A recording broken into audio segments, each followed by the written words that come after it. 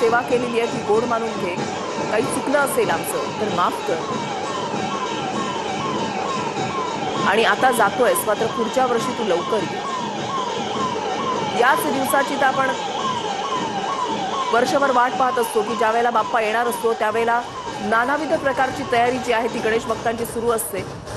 बाप्पा 10 दिवसासाठी येतो, मात्र त्याच्या आगमनाच्या वेळेला काय करावं आणि काय नको असंच प्रत्येक गणेश भक्ताला वाटत असतं.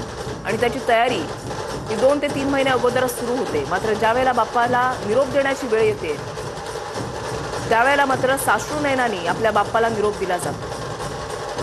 हे 10 दिवस कसे जातात हे कुणालाही कळत नाही. हा भावना आहे, या गणेश भक्तांची श्रद्धा आहे. ही दृश्य जी आहे ती डोळ्यात साठवून ठेवण्यासारखी आहे. श्रॉफ बिल्डिंगच्या इथे बाप्पा आलेला आहे, त्याच्यावर राफेल विमानाच्या प्रतिकृतीमधून फुलांचा वर्षाव केला जातोय आणि वरती जो असलेला ब्रिज त्या ठिकाणी सुद्धा गणेश भक्त उभे आहेत. पाऊस पडतोय, पहाटेपासूनच पावसाची जोरदार हजेरी मुंबई आणि परिसरामध्ये आपण पाहतोय. मात्र या पावसाची उन्हाची कसलीही तमा न बाळगता गणेश भक्त आपल्या लाडक्या बाप्पाला निरोप देण्यासाठी आज मुंबईमधल्या रस्त्यावर एकवटलेला आहे.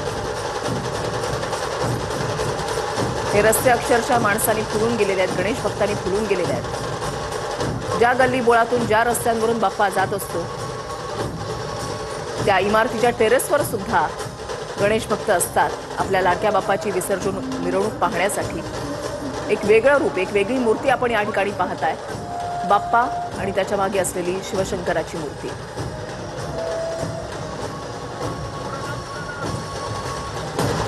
असंख्य रूपं बाप्पाची आहेत, असंख्य नावं बाप्पाची आहेत. फुलात बाप्पा आहे, पानात बाप्पा आहे, हवेमध्ये बाप्पा आहे. खेतवाडीचा राजा आपण या ठिकाणी पाहताय. 360 डिग्री आपण म्हणतो ना, तर त्या अनुषंगानं त्या 360 डिग्रीमध्ये ही बाप्पाची फिरती मूर्ती खेतवाडीच्या राजानं यंदा साकारलेली आहे. बाप्पा आता समुद्राकडे चाललाय, बाप्पा आपल्या घराकडे चाललेला आहे. मात्र त्याचा हा मार्ग आपल्या कॅमेरामध्ये टिपण्यासाठी काही गणेश भक्तांची गर्दी सुद्धा आपण पाहू शकता. टेक्नोसॅव्ही लोकही म्हणू शकतो आपण. आजकालचं युग हे टेक्नोसॅव्ही झालेलं आहे. त्याची झलक गणपतीच्या सजावटीमध्ये सुद्धा पाहायला मिळते. त्याची झलक जी आहे ती पावलोपावली पाहायला मिळते. ही दृश्य पहा. महिला मुलींची सुद्धा मोठी उपस्थिती आपल्या लाडक्या बाप्पाला निरोप देण्यासाठी. प्रत्येक गणेश मंडळाकडून खबरदारी घेतली जाते. बाप्पाची 10 दिवस सेवा केल्यानंतर आज ज्या वेळेला बाप्पाला निरोप देण्याची वेळ आली आहे त्यावेळेला आपल्याकडून कुठलाही अनुचित प्रकार घडू नये. विघ्नहर्त्याची विसर्जन मिरवणूक कुठलाही अडथळा विना पार पडावी यासाठी मंडळांचे विशेष प्रयत्न असतात, कठोर प्रयत्न असतात. हा बाप्पा पहा, याच्यावर अक्षरशः गुलालाची उधळण करण्यात आली.